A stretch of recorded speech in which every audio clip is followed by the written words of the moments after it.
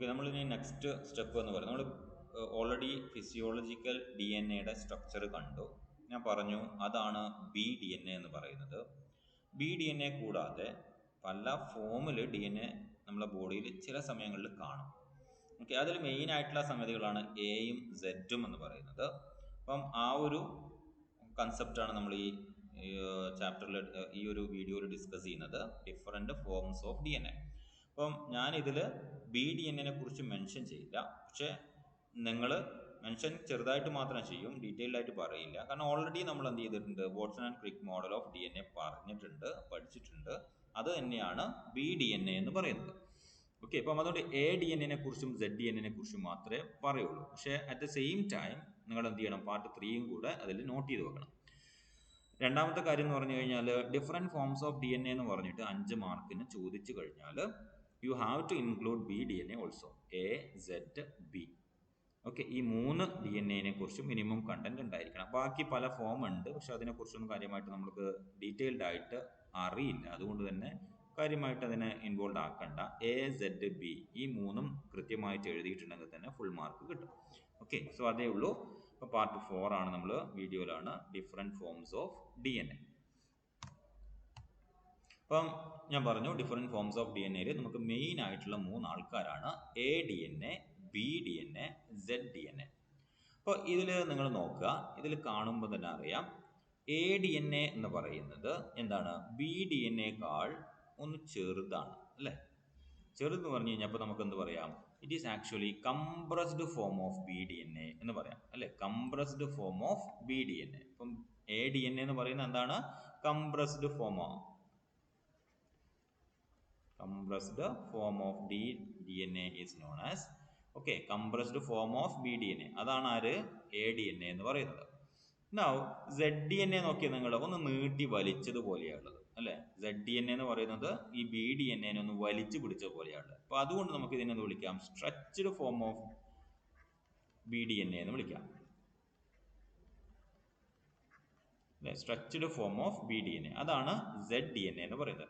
അപ്പം സ്ട്രെച്ച് ചെയ്യുമ്പോൾ സ്വാഭാവികമായിട്ടും ഇതിന് നീളം കൂടും. അതുകൊണ്ട് തന്നെ ബി ഡി എൻ എക്കാൾ പിച്ച് കൂടുതലായിരിക്കും സെഡ് ഡി എൻ എക്ക്. കംപ്രസ് ചെയ്യുമ്പോൾ സ്വാഭാവികമായിട്ടും ഇതിന് നീളം കുറയും. സോ ബി ഡി എൻ എക്കാൾ പിച്ചിൻ്റെ അളവ് വളരെ കുറവായിരിക്കും A D N A. Okay, clear ആണല്ലോ. അപ്പം പ്രത്യേകം ശ്രദ്ധിക്കുക, A D N A Z D N A എന്ന് പറയുന്നത് വേറെ സ്ട്രക്ചറലി ഡിഫറൻസ് ഒന്നുമില്ല. ഡിഫറെൻറ്റ് ഫിസിയോളജിക്കൽ കണ്ടീഷൻസിൽ B D N A attain ചെയ്യുന്ന ഡിഫറെൻറ്റ് ഫോർമാറ്റ് മാത്രമാണ് എ സെഡ് എന്ന് പറയുന്നത്. അല്ലാതെ കെമിക്കലിയോ അല്ലെങ്കിൽ വേറെ എന്തെങ്കിലും തരത്തിലുള്ള മാറ്റങ്ങളൊന്നുമില്ല, അത് മനസ്സിലാക്കി വെക്കുക. ഒരു ജസ്റ്റ് കൺഫർമേഷണൽ ചേഞ്ച് മാത്രമാണ് എ ഡി എൻ എയും സെഡ് ഡി എൻ എ എന്ന് പറയുന്നത്. ഓക്കെ, ഇപ്പം ബി ഡി എൻ എയിൽ നിന്ന് തന്നെ ഉണ്ടാവുന്ന കൺഫർമേഷണൽ ചേഞ്ച് കാരണം ഉണ്ടാവുന്ന 2 ഫോംസ് ആണ് എയും സെഡ്. ഇപ്പം ഏതാണ് സ്ട്രെച്ച് ഏതാണ് കംപ്രസ്ഡ് എന്നുള്ളത് പ്രത്യേകം നോട്ട് ചെയ്യാം. സോ ഇതിൻ്റെ ക്യാരക്ടറിസ്റ്റിക്സ് നിങ്ങൾ മെൻഷൻ ചെയ്യേണ്ടത് ഈ ഒരു പാറ്റേണിലാണ്. ടേബിളാറിൽ കോളം വരച്ചിട്ട് എന്നിട്ട് കൃത്യമായിട്ട് ഓരോന്നിൻ്റെയും പാരാമീറ്റേഴ്സ് എത്രയാണ് എന്നുള്ളത് മെൻഷൻ ചെയ്താൽ മതി. അതിനുശേഷം ചെറിയ ഒരു ഡിസ്ക്രിപ്ഷൻ മാത്രം എനെ കുറിച്ചും സെഡിനെ കുറിച്ചും ബിനെ കുറിച്ചും എഴുതുക. ഓക്കെ, ഇതുണ്ടെങ്കിൽ തന്നെ നിങ്ങൾ മാർക്ക് ഏകദേശം ഫുള്ളായിട്ട് കിട്ടും. എന്ന് വെച്ച് കഴിഞ്ഞാൽ ഇതിലെല്ലാ ക്യാരക്ടേഴ്സും കൃത്യമായിട്ട് ഈ ടേബിളിലുണ്ട്. ഓക്കെ, സോ ഒന്നാമത്തെ പാരാമീറ്റർ എന്ന് പറയുന്നത് ഡയറക്ഷൻ ഓഫ് ദ ഹെലിക്സ് ആണ്. അത് എനെ സംബന്ധിച്ചിടത്തോളം ബിനെ സംബന്ധിച്ചിടത്തോളം റൈറ്റ് ഹാൻഡഡ് ഹെലിക്സ് ആണ് ഉണ്ടാവുക. അതേസമയം സെഡ് എന്ന് പറയുന്നത് ലെഫ്റ്റ് ഹാൻഡ് ആയിരിക്കും. ഓക്കെ, സെഡ് എന്ന് പറയുന്നത് ലെഫ്റ്റ് ഹാൻഡഡ് ആയിരിക്കും. അപ്പം right handed helix, left handed, അതായത് ഒരു കൈൻഡ് ഓഫ് സ്ക്രൂ സെൻസ് ആണിത്.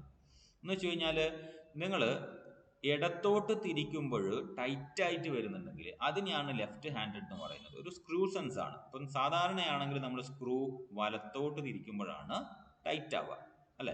അപ്പം വലത്തോട്ട് തിരിക്കുമ്പോൾ ടൈറ്റ് ആവുന്നുണ്ടെങ്കിലാണ് നമുക്ക് റൈറ്റ് ഹാൻഡഡ് എന്ന് പറയുന്നത്. ഇടത്തോട്ട് തിരിക്കുമ്പോൾ ടൈറ്റ് ആവുന്നുണ്ടെങ്കിലാണ് നമ്മൾ ലെഫ്റ്റ് ഹാൻഡഡ് എന്ന് പറയുന്നത്. അപ്പം സെഡ് ഡി എൻ എ എന്ന് പറയുന്നത് ലെഫ്റ്റ് ഹാൻഡഡ് ആണ്, എയും ബിയും റൈറ്റ് ഹാൻഡഡ് ആണ്. ഇനി റെസിഡ്യൂ പെർ ഹെലിക്കൽ ടേൺ എന്ന് പറയുന്നത് ഒരു പിച്ചിൽ എത്ര നമ്പർ ഓഫ് ന്യൂക്ലിയോടൈഡ്സ് ഉണ്ടാവും എന്നുള്ളതാണ്. ഓക്കെ, ഒരു ഹെലിക്കൽ ടേൺ എന്ന് വെച്ച് കഴിഞ്ഞാൽ 360 ഡിഗ്രി ഹെലിക്സ് റൊട്ടേറ്റ് ചെയ്യുമ്പോൾ എന്ത് ചെയ്യും, എത്ര ന്യൂക്ലിയോടൈഡ്സ് അതിൽ പ്രസന്റ് ആയിരിക്കും, ഒരു പിച്ചിൽ എത്ര ന്യൂക്ലിയോടൈഡ് ഉണ്ട് എന്നുള്ളതാണ്. ADNA സംബന്ധിച്ചിടത്തോളം 11 അതിൻ്റെ നമ്പർ. ഓക്കെ, 11 അതിൻ്റെ നമ്പർ. അത് എന്തുകൊണ്ടാണ് 11? അതായത് ഞാൻ നേരത്തെ പറഞ്ഞു കംപ്രസ്ഡ് ആണ്, പിച്ചിൻ്റെ അളവ് കുറവാണ് എന്ന് പറഞ്ഞു. പക്ഷെ പിച്ചിൻ്റെ അളവ് കുറവായിട്ടും നമ്പർ ഓഫ് ന്യൂക്ലിയോടൈഡ്സ് BDNAയേക്കാൾ കൂടുതലാവാൻ കാരണം അതിന് തമ്മിലുള്ള റൈസ് വളരെ കുറവായതുകൊണ്ടാണ്. ഓക്കെ, ഇപ്പം റൈസ് എന്ന് പറയുന്നത് 2.3 ഇവിടെ ഉള്ളൂ, 3.4 ആണ് ഇവിടെ. അപ്പോൾ അതുകൊണ്ട് തന്നെ കൂടുതൽ ആൾക്കാരെ ചുരുങ്ങിയ അളവിൽ അക്കോമഡേറ്റ് ചെയ്യാൻ വേണ്ടിയിട്ട് പറ്റും. അതേസമയം ഇവിടെ ഡിസ്റ്റൻസ് വളരെ കൂടുതലാണ്, റൈസ് വളരെ കൂടുതലായതുകൊണ്ട് തന്നെ വലിയ അളവുണ്ടെങ്കിൽ പോലും കുറച്ച് ആൾക്കാരെ അക്കോമഡേറ്റ് ചെയ്യാൻ പറ്റുള്ളൂ. അതാണ് ആ ഡിഫറൻസ്. അപ്പം തെറ്റിദ്ധരിക്കരുത് എന്താണ് പറ്റിയത് എന്നുള്ളത്. ഇപ്പം പിച്ചിൻ്റെ അളവ് ADNAയിൽ കുറവാണ്, പക്ഷേ number of nucleotides in ADNA is 0.6 more than the BDNA എന്ന് മനസ്സിലാക്കുക. ഓക്കെ, സോ ഇവിടെ 11 ആണ്, 10.4 ആണ്. പിന്നെ ZDNA എന്ന് പറയുന്നത് a kind of structured DNA ആണ്, and it's actually 12 in that particular residue per helical term. Okay, 12 ആണത്. ഓർമ്മിക്കുക, BDNAയിൽ 10.4 ആണ്, ADNAയിൽ 11 ആണ്, ആൻഡ് ZDNAയിൽ 12 ആണ്. Now, axial rise per turn എന്തായിരുന്നു? The distance between two nucleotides-നെയാണ് റൈസ് എന്ന് പറയുന്നത് നമ്മൾ പറഞ്ഞു. അപ്പം ആക്സിയൽ റൈസ് എന്ന് പറയുന്നത് ഏറ്റവും ലോവസ്റ്റ് ആയിട്ട് നിങ്ങൾക്ക് കാണാൻ പറ്റുക ഇതിലാണ്. ഓക്കെ, 2.3 ആണ്. അപ്പം കംപ്രസ്ഡ് ആണ്, പ്രസ് ചെയ്തിട്ടുണ്ട് അല്ലേ. പ്രസ് ചെയ്യുമ്പോൾ സ്വാഭാവികമായിട്ടും അതിൻ്റെ ഉള്ളിലുള്ള കമ്പോണൻസ് എന്ത് ചെയ്യും? അടുത്ത് വരും എന്ന് ചിന്തിച്ചാൽ മതി. കംപ്രസ്ഡ് ആയതുകൊണ്ട് തന്നെ അടുത്ത് വരുമെന്ന് ചിന്തിച്ചാൽ മതി. അപ്പം അടുത്ത് വരുമ്പോൾ സ്വാഭാവികമായിട്ടും രണ്ടെണ്ണം തമ്മിലുള്ള ഡിസ്റ്റൻസ് എന്ന് പറയുന്നത് വളരെ കുറവായിരിക്കും. അപ്പം അതുകൊണ്ട് 2.3 ആങ്സ്ട്രോം ആണ് ADNAയുടെ കേസിൽ റൈസ് എന്ന് പറയുന്നത്, and that is 3.4 and 3.8 in case of the ZDNA. 3.8 അല്ലേ, സ്ട്രെച്ച്ഡ് DNA ആണ് ZDNA എന്ന് പറയുന്നത്. BDNA സ്ട്രെച്ച് ചെയ്തതാണ്. അപ്പോൾ സ്വാഭാവികമായിട്ടും രണ്ട് കമ്പോണൻസ് തമ്മിലുള്ള അകലം എന്ന് പറയുന്നത് വളരെ കൂടുതലായിരിക്കും. സോ 3.4 എന്നുള്ളത് എന്തായി? 3.8 ആയി. ഓക്കെ, ഇനി റൊട്ടേഷൻ പെർ ടേൺ ആണ് എന്ന് വെച്ച് കഴിഞ്ഞാൽ ഒരു ന്യൂക്ലിയോടൈഡ് അടുത്ത ന്യൂക്ലിയോടൈഡുമായിട്ട് കമ്പയർ ചെയ്യുമ്പോൾ എത്ര ആംഗിളിലാണ് നിൽക്കുന്നത് എന്നാണ്. ഓക്കെ, അപ്പം ഇതിന് രണ്ടിനും പോസിറ്റീവ് വാല്യൂയും ഇതിന് രണ്ടിനും നെഗറ്റീവ് വാല്യൂ നിങ്ങൾ കാണും. നെഗറ്റീവ് വാല്യൂ വരാൻ ഇവിടെ കാരണം എന്താണ്? ഇത് ലെഫ്റ്റ് ഹാൻഡഡ് ഹെലിക്സ് ആയതുകൊണ്ടാണ്. ഇവിടെ നെഗറ്റീവ് റെപ്രസെൻറ്റേഷൻ വരുന്നത് ലെഫ്റ്റ് ഹാൻഡഡ് ഹെലിക്സ് ആയതുകൊണ്ട്. അപ്പം BDNAയുടെ കേസിൽ 36 ഡിഗ്രിയാണ് എന്ന് വെച്ചാൽ ഒന്നുമില്ല, 316നെ എന്ത് ചെയ്താൽ മതി? 10 കൊണ്ട് ഹരിച്ചാൽ കിട്ടുന്ന വാല്യൂ ആണ്. 10 ഞാൻ പറഞ്ഞു നേരത്തെ BDNA എടുത്തപ്പോൾ ഞാൻ പറഞ്ഞായിരുന്നു ഈ 10.4 എന്നുള്ളത് ഫോർ കൺവീനിയൻസ് നമ്മൾ എന്ത് ചെയ്യും? 10 എന്നുള്ള ഒരു വാല്യൂ എടുത്തു കഴിഞ്ഞാൽ it will be like this. അപ്പം 360 ഡിഗ്രീനെ 10 കൊണ്ട്, അപ്പം 36 ഡിഗ്രിയാണ് റൊട്ടേഷൻ പെർ ടേൺ അല്ല, rotation per actually per complete turn ആകുമ്പോൾ നടക്കൂലല്ലോ, പെർ ന്യൂക്ലിയോടൈഡ് ആണിത്. Okay, angle of rotation per nucleotide എന്ന് പറയുന്നത് 36 ഡിഗ്രിയാണ്.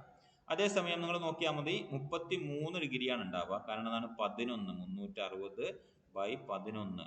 അപ്പോൾ അപ്രോക്സിമേറ്റ് വാല്യൂ എന്ന് പറയുന്നത് 33 ആയിരിക്കും.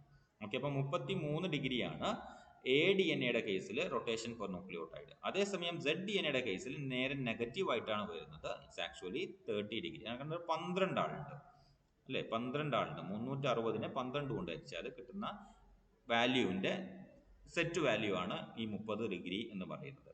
Okay, now pitch of the helix ഞാൻ പറഞ്ഞു എന്താണ്? 360 ഡിഗ്രി റൊട്ടേറ്റ് ചെയ്യാൻ ആവശ്യമായ ഡബിൾ ഹെലിക്സിൻ്റെ ലെങ്തിനെയാണ് പിച്ച് എന്ന് പറയുന്നത് എന്ന് പറഞ്ഞു. Okay, so 360 degree complete turn വരാൻ വേണ്ടിയിട്ട് ഒരു ഡബിൾ സ്റ്റാൻഡേർഡ് ഹെലിക്സ് എടുക്കുന്ന ലെങ്ത് ആണ് പിച്ച് എന്ന് പറയുന്നത്. So pitch of the helix എന്ന് പറയുന്നത് ഇവിടെ എന്താണ്? 25.3 ആണ്. അതെങ്ങനെയാണ് കിട്ടുക? 11 × 2.3. ഓക്കെ, ഇതിനെ മൾട്ടിപ്ലൈ ചെയ്താൽ കിട്ടുന്ന വാല്യൂ ആണിത്. അപ്പം നമ്മൾ എന്തേ വേണ്ടുള്ളൂ? നിങ്ങൾ വളരെ സിമ്പിളായിട്ട് ചിന്തിച്ചാൽ മതി. നമ്മൾ ആലോചിക്കേണ്ട വാല്യൂ ഏതൊക്കെയുള്ളൂ? 3 വാല്യൂ നമ്മൾ ആലോചിക്കേണ്ടു. ഒന്ന് റെസിഡ്യൂ പെർ ഹെലിക്കൽ ടേണും, 2 axial rise per turn residue, മൂന്നാമത്തെ വാല്യൂ ഡയമീറ്റർ ആണ്. ഈ 3 വാല്യൂ മാത്രമേ നമുക്ക് ആവശ്യമുള്ളൂ. ഓക്കെ, പഠിക്കേണ്ടുള്ളൂ. ബാക്കി ഈ 2 വാല്യൂ നമുക്ക് എവിടെ നിന്നാണ് കിട്ടുന്നത്? ഇതിൻ്റെ മൾട്ടിപ്ലിക്കേഷനിലോ അല്ലെങ്കിൽ ഹരിക്കുമ്പോഴോ കിട്ടുന്നതാണ് വാല്യൂ. ഓക്കെ, അതുകൊണ്ട് ഓർത്തിരിക്കുക ഈ 3 വാല്യൂസും കൃത്യമായിട്ട്. ബാക്കിയുള്ളതിനെ നമ്മൾ കണ്ടുപിടിച്ചാൽ മതി, വെറുതെ ബൈഹാർട്ട് പഠിച്ച് വെക്കണ്ട. So pitch of the helix ഞാൻ പറഞ്ഞു 25.3 ആങ്സ്ട്രോം ആണ് റൈറ്റ് ഹാൻഡഡ് ഹെലിക്സിൽ ADNA-യിൽ. നൗ ഇറ്റ് ഈസ് 35.4 ആണ് റൈറ്റ് ഹാൻഡഡ്. അത് 10.4-നെ 3.4 കൊണ്ട് ഗുണിച്ചാൽ കിട്ടുന്നതാണ് ഈ വാല്യൂ. ആൻഡ് ZDNA-യിൽ അതെന്താണ് 45.6 ആണ്. 12-നെ 3.8 കൊണ്ട് ഗുണിച്ചാൽ കിട്ടുന്ന വാല്യൂ ആണ് ഇത്. 45.6 ആങ്സ്ട്രോം ആണ്. ഡയമീറ്റർ ഓഫ് ദ ഹെലിക്സ് എന്ന് പറയുന്നത് 25.5 ആങ്സ്ട്രോം ആണ്. ഈ ബൈഹാർട്ട് പഠിക്കേണ്ട വാല്യൂ ആണ്. 20 ആങ്സ്ട്രോം ആണ് BDNA-യിൽ എന്നുള്ളത് നമ്മൾ നേരത്തെ കണ്ടു. ADNA-യിൽ 25.5 ആണ്. അതേസമയം ZDNA-യിൽ ഡയമീറ്റർ അല്ലെ, നീട്ടി വലിച്ചാലും അടിച്ചു പരത്തിയാലും ആലോചിച്ച് നോക്കി, അടിച്ചു പരത്തുമ്പോൾ വീതി കൂടും അല്ലെ, ഡയമീറ്റർ കൂടും. നീട്ടുകയാണെങ്കിലോ ഡയമീറ്റർ കുറയും. ആ ഒരു കൺസെപ്റ്റ് ഓർമ്മയിൽ ഉണ്ടായാൽ മതി. ഓക്കെ, അപ്പം 20യേക്കാൾ കൂടുതലായിരിക്കും അടിച്ചു പരത്തിയതിന്, കംപ്രസ്ഡിന്. അപ്പം 25.5. 20യേക്കാൾ കുറവായിരിക്കും നീട്ടി വലിച്ചാളുള്ളത് എന്ന് വെച്ച് കഴിഞ്ഞാൽ 18.4 in case of the ZDNA. Okay, അപ്പം വിഡ്ത്ത് എന്ന് പറയുന്നത് it is widest in case of the ADNA. Compressed ആയതുകൊണ്ടാണ്. BDNA ആണ് ഇന്റർമീഡിയറ്റ് വരിക, നാരോസ്റ്റ് ആണ് ZDNA. വലിച്ചത് കൊണ്ടാണ് ആ ഒരു ഇത്. ഓക്കെ, വലിച്ച ആരും വന്ന് വലിക്കുന്നൊന്നുമില്ല. ഞാൻ പറയുന്നത് വലിച്ച സ്ട്രെച്ച് ചെയ്ത ഫോമിലായിരിക്കും അത് ഉണ്ടാവുക എന്നുള്ളതാണ്. അല്ലാതെ വേറൊരു ഉദ്ദേശം അതിനുണ്ടാവരുത്. ADNA എന്ന് പറയുന്നത് പ്രസ്ഡ് ഫോമിലായിരിക്കും ഉണ്ടാവുക. ഓക്കെ, ഇതാണ് ഇതിന്റെ പാരാമീറ്റേഴ്സ്. നിർബന്ധമായിട്ടും ഈ വാല്യൂ എഴുതാതെ നിങ്ങൾക്ക് മാർക്ക് കിട്ടില്ല. ഈ വാല്യൂ കൃത്യമായിട്ട് എഴുതണം, ഈ ടേബിൾ റെപ്രസെന്റ് ചെയ്യണം, എന്നാൽ മാത്രമേ മാർക്ക് കിട്ടുള്ളൂ. ഇനി ADNA കുറിച്ചും ZDNA കുറിച്ചും ബേസിക് ആയിട്ടുള്ള കുറച്ച് കാര്യങ്ങളും കൂടെ നമ്മൾ അറിയണം. ഷോർട്ട് എസ്സേ ആയിട്ട് വരുമ്പോൾ എന്തൊക്കെ എഴുതണം. അപ്പോൾ ADNA എപ്പോഴാണ് ഉണ്ടാവുക എന്നുള്ളതാണ്. ADNA റൈറ്റ് ഹാൻഡഡ് ആണെന്ന് പറഞ്ഞു. It appears when the relative humidity of atmosphere ഈ ലെസ് ദാൻ 75%. വളരെ റെയർ ആയിട്ട് മാത്രമേ അങ്ങനെ ഒരു സംഭവം നടക്കാൻ പോകുന്നുള്ളൂ. അപ്പം അങ്ങനെ ഒരു സംഭവം നടക്കുമ്പോൾ മാത്രമേ ADNA ഉണ്ടാവുള്ളൂ. അതുകൊണ്ട് തന്നെ ഒരു റെയർ ഫോം ഓഫ് DNA ആണ് ADNA എന്ന് പറയുന്നത്.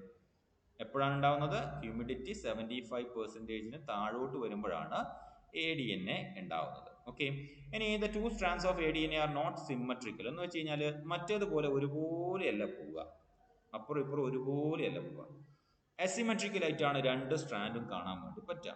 അപ്പം അതുകൊണ്ട് തന്നെ കൃത്യമായിട്ടുള്ള ഒരു ഷേപ്പിലേക്കല്ല അത് ഉണ്ടാവുക. ഓക്കെ, സോ അതുകൊണ്ട് നമുക്ക് ആന്റി പാരലൊക്കെ തന്നെയാണ്. The glycosidic bond of a base pair are not diametrically opposed because the molecule is asymmetrical. ഓർമ്മിക്കുക, the glycosidic bonds of base pairs are not diametrically opposed എന്ന് വെച്ച് കഴിഞ്ഞാൽ നോർമലി ആ ഒരു ബോണ്ട് ഉണ്ടല്ലോ, ഷുഗറിനും നൈട്രജൻ ബേസും തമ്മിലുള്ള ഒരു ബോണ്ട്, ഗ്ലൈക്കോസിഡിക് ബോണ്ട്, അത് ഇതിന്റെ രണ്ടിനും ഒരേ ഷേപ്പിലായിരിക്കും ഉണ്ടാവുക, ഒരേ ഡയമെട്രിക്കൽ ആയിട്ടല്ല ഉണ്ടാവുക. അത് രണ്ടും രണ്ടറ്റത്തുപോലെ ഒരു ഓപ്പോസിറ്റ്, കറക്റ്റ് ഓപ്പോസിറ്റ് ആയിരിക്കില്ല. ഓക്കെ, അസിമെട്രിക്കൽ ആയിട്ടുള്ള ഒരു ഷേപ്പാണ് സ്ട്രാൻഡിനുള്ളത്. അതുകൊണ്ടാണ് അങ്ങനെ സംഭവിക്കുന്നത്. അപ്പം ഈ ക്യാരക്ടേഴ്സ് ആണ് ADNA-യിൽ നിങ്ങൾ മെയിനായിട്ട് ഓർമ്മിച്ച് വെക്കേണ്ടത്. അതിൻ്റെ കൂടെ നിങ്ങൾ എന്ത് ചെയ്യണം, നേരത്തെ പറഞ്ഞത് വിശദീകരിച്ച് എഴുതുന്നുണ്ടെങ്കിൽ എഴുതാം വാക്കുകളായിട്ട്. അതാണ് ഇത്. ഓക്കെ, സെൻറ്റൻസ് ആയിട്ട് നമുക്ക് വെറുതെ റെപ്രസെൻറ്റ് ചെയ്യാനേ ഉള്ളൂ. ക്ലിയർ ആണല്ലോ? ബാക്കി എല്ലാ പ്രോപ്പർട്ടീസും സെയിം തന്നെയാണ്. ഞാനത് ജസ്റ്റ് പറഞ്ഞു പോവാണ്. ഞാൻ ഓൾറെഡി മെൻഷൻ ചെയ്ത ക്യാരക്ടേഴ്സ് സെൻറ്റൻസിൽ പറഞ്ഞു തന്നേ ഉള്ളൂ ഇവിടെ. Okay, now coming to the ZDNA. So the Z form of DNA is double helical DNA with a left-handed orientation. When compared to ADNA and BDNA, it has very different structure. ഇനി ZDNA എന്നുള്ള പേര് വരാൻ കാരണം നിങ്ങൾ കണ്ടു, നേരത്തെ ഫിഗറിൽ കണ്ടിട്ടുണ്ടാവും. അതിൻ്റെ സ്ട്രാൻഡ്സ് പോകുന്നത് ഒരുമാതിരി സിഗ്സാഗ് ഷേപ്പിലാണ്. അപ്പോൾ ആ സിഗ്സാഗ് ഷേപ്പിൽ വരുന്നത് കൊണ്ടാണ് ഇതിന് ZDNA എന്ന് പറയുന്ന പേര് വന്നത്. Okay, and the helix diameter എല്ലാ വാല്യൂസും ഒരുപോലെ ഉണ്ട്. ഈ കാര്യമാണ് ഇതിൽ മെയിൻ ആയിട്ട് ഓർത്തിരിക്കേണ്ട സംഗതി എന്ന് പറയുന്നത്. Major and minor grooves make up the frame work. Okay, now ZDNA has 12 base pairs. ഇതൊക്കെ നമ്മൾ പറഞ്ഞ വാല്യൂസ് ആണ്. 45.6 angstrom in the single turn and 2 neighbouring deoxyribonucleotides are separated by a distance of 3.8 എന്ന് വെച്ച് കഴിഞ്ഞാൽ 2 ന്യൂക്ലിയോടൈഡുകൾക്കിടയിലുള്ള റൈസ് എന്ന് പറയുന്നത് 3.8 ആണ് എന്നുള്ളതാണ്. സോ ഇതൊക്കെ അത് ഡിസ്ക്രൈബ് ചെയ്തതാണ്. Okay, normally ZDNA that is occurring in bacteria, eukaryotes and viruses.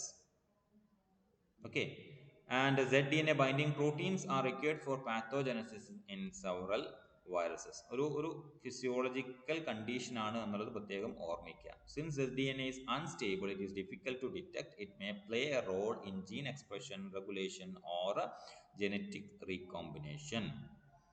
Okay. അപ്പം ഈ പോയിന്റ് ഓർത്തിരിക്കണം. അതുപോലെ തന്നെ ഈ ഒരു പോയിന്റും ഓർത്തിരിക്കണം. ഓക്കെ. എന്ന് വെച്ച് കഴിഞ്ഞാൽ വൈറസിന് അതിൻ്റെ പാത്തോജനസിറ്റി ഉണ്ടാക്കണമെങ്കിൽ it requires ZDNA binding proteins. എന്നാൽ മാത്രമേ അതിൻ്റെ പാത്തോജനസിറ്റി ഉണ്ടാക്കാൻ വേണ്ടിയിട്ട് അതിന് സാധിക്കുള്ളൂ എന്നുള്ളതാണ്. So that's about different forms of DNA. പ്രത്യേകം ശ്രദ്ധിക്കുക, എയും ഡിയും സെഡും മാത്രമേ നമ്മളിവിടെ മെൻഷൻ ചെയ്തിട്ടുള്ളൂ. എന്ന് വെച്ച് കഴിഞ്ഞാൽ ഡീറ്റെയിൽഡ് ആയിട്ട് പറഞ്ഞിട്ടുള്ളൂ. BDNA ഓൾറെഡി പറഞ്ഞതുകൊണ്ട് BDNA മെൻഷൻ ചെയ്യാത്തതാണ്. പക്ഷേ BDNA കുറിച്ച് കൃത്യമായിട്ട് ഒരു പാരഗ്രാഫ് നിങ്ങൾ എഴുതിയിരിക്കണം 5 മാർക്കിൻ്റെ ചോദ്യം വന്നു കഴിഞ്ഞാൽ.